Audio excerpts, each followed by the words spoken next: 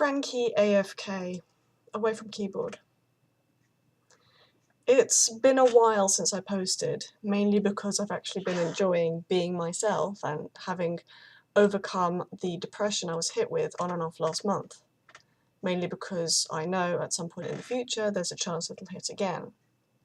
September is going to be a pretty huge month for us, as my donor will be undergoing the physical tests to ensure she can undergo the operation. And I won't lie to you, I'm a little terrified. I'm terrified if it's successful, and I'm terrified if it's not. I saw my counsellor yesterday and she highlighted to me the difference in my tone when I was talking about general everyday activities and the like, and then when we were talking about the latest health update. It couldn't be more obvious that I'm desperately pushing the latter onto the back burner until we've received more news. Recipient guilt is already kicking in. I've got a LARP event this weekend from Friday to Monday, and I plan to forget everything taking place in the real world. I've no intention of reminding myself what's happening in a couple of weeks' time, and I've no intention of getting emotional over the matter. And I plan on doing this by not discussing it. It's not more armour I'm putting on, it's more indifference to the matter. Knowing it's there, but refusing to acknowledge it until I have to. Now, please don't mistake this for ingratitude. I'm extremely grateful that this opportunity has arisen and to the person in question. Seriously, it's why I was in such a bad state when I received the news. Just utter shock that this opportunity presented itself to me. I fully understand if the donor changes their mind because it's a difficult decision to make.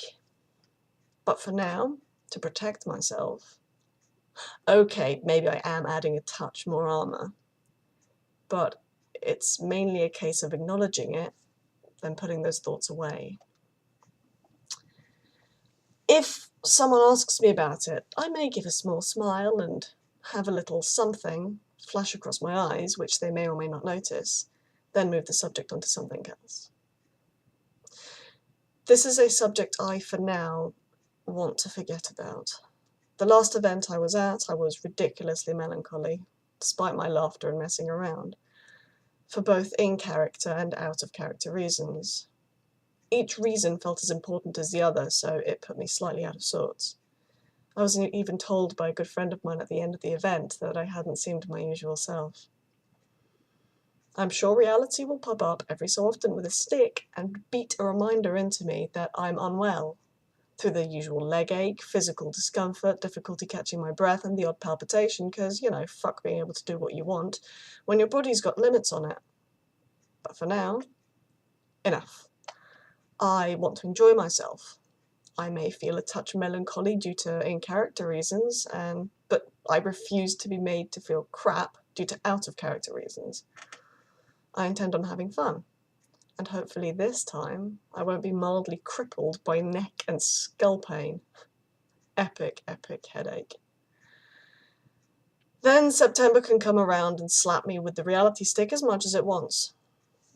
What I will say is, the weeks after the test and the results, we'll be seeing friends and lots of family, which I'm really grateful for, as that'll almost enforce the feeling of support I have around me. But for now, I just want to allow myself the luxury of running away from me. My counsellor forced me to accept that, despite removing my armour after the news, that's what I was now doing. And this weekend, I wholeheartedly welcome it.